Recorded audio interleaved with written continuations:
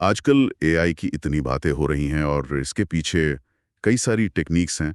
आज हम बात कर रहे हैं सुपरवाइज्ड लर्निंग की, असाइनमेंट ऑन क्लिक के एक लेख के आधार पर।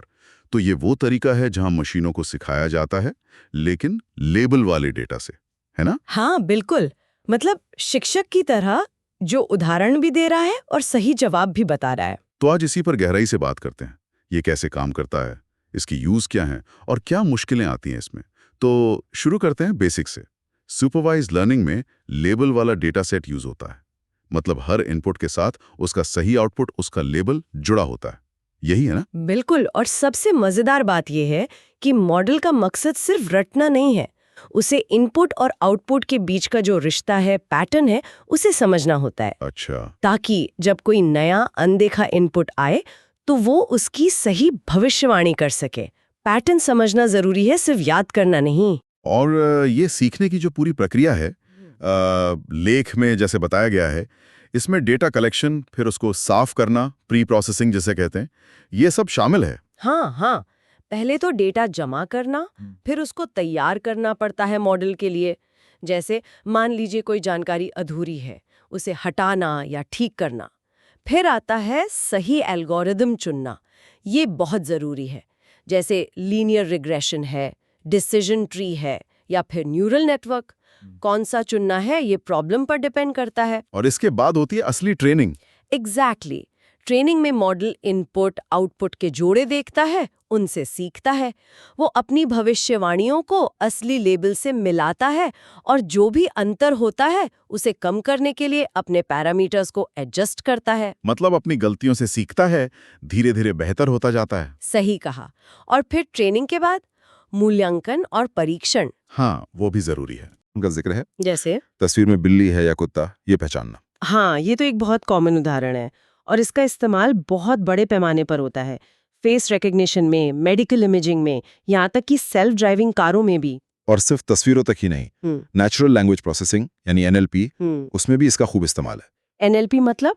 जैसे भाषा को समझना। हाँ, जैसे स्पैम ईमेल फिल्टर करना या सोशल मीडिया पर लोग क्या महसूस कर रहे हैं वो समझना, सेंटिमेंट एनालिसिस जिसे कहते हैं, या फिर भाषा का अनुवाद करना। इन सब में सुपरवाइज्ड लर्निंग का बड़ा हाथ है। अरे हाँ, और लेख में फ्रॉड डिटेक्शन का भी जिक्र था। स्पीच रिकग्निशन, जैसे सिरी और अलेक्सा हमारी आवाज को टेक्स्ट में बदलते हैं। और ये भी कि फैक्ट्रियों में मशीनें कब खराब हो सकती हैं, इसका अंदाजा लगाना। कमाल है। बिल्कुल। ये सारे उदाहरण दिखाते हैं कि ये टेक्नोलॉजी कितनी पावरफुल और कितनी वर्सेटाइल है। मतलब कई अलग अलग जगहों पर काम आ सकती है। लेकिन ऐसा नहीं है कि सब आसान है। इसकी अपनी चुनौतियां भी हैं, जिनका जिक्र लेख में है। हाँ, जैसे कि अच्छे लेबल वाले डेटा की जरूरत, और वो भी काफी मात्रा में चाहिए होता है। सही। और अच्छी क्वालिटी का लेबल वाला डेटा सेट बनाना महंगा भी हो सकता है और इसमें टाइम भी बहुत लगता है। ये एक बड़ी चुनौती है। और एक और चीज जो लेख में मेंशन है वो है ओवरफिटिंग। हाँ, ओवरफिटिंग। इसका मतलब है कि मॉडल ट्रेनिंग डेटा को कुछ ज्यादा ही अच्छे से सीख लेता है, इतनी बारीकी से कि वो नए डेटा पर फेल हो जाता है। बिल्कुल सही। जैसे कोई स्टूडेंट सिर्फ पिछले साल के पेपर रट ले और नए पैटर्न का सवाल आते ही गड़बड़ा जाए, वैसा ही कुछ। समझ गया। और एक और बात, कभी-कभी जो बहुत कॉम्प्लेक्स मॉडल्स होते हैं जैसे डीप न्यूरल नेटवर्क्स, वो ब्लैक बॉक्स की तरह काम करते हैं। ब्लैक बॉक्स मतलब? ये समझना मुश्किल हो जाता है कि मॉडल ने कोई खास फैसला क्यों लिया, वो उस नतीजे पर कैसे पहुंचा। और कुछ ज़रूरी जगहों पर, जैसे मेडिकल डायग्नोसिस में, ये चीज़ थोड़ी चिंताजनक हो सकती है, ट्रांसपेरेंसी की कमी। ये तो जरूरी बात है। तो इन सब चुनौतियों और संभावनाओं को देखते हुए भविष्य कैसा लगता है सुपरवाइज्ड लर्निंग का? लेख क्या कहता है इस बारे में? लेख काफ़ी पॉजिटिव है एक्चुअली। देखिए, डेटा कलेक्शन के तरीके बेहतर हो रहे हैं, एल्गोरिदम्स और ज़्यादा एडवांस हो रहे हैं, कंप्यूटिंग पावर बढ़ रही है। तो ये टेक्नोलॉजी लगातार इवॉल्व हो रही है, बेहतर हो रही है। और अब इसे दूसरी मशीन लर्निंग टेक्निक्स के साथ मिलाकर भी इस्तेमाल किया जा रहा है, जैसे अनसुपरवाइज्ड लर्निंग या रीइंफोर्समेंट लर्निंग के साथ, ताकि और भी कॉम्प्लेक्स प्रॉब्लम सॉल्व की जा सके। अच्छा, मतलब हाइब्रिड अप्रोच। हाँ, कह सकते हैं।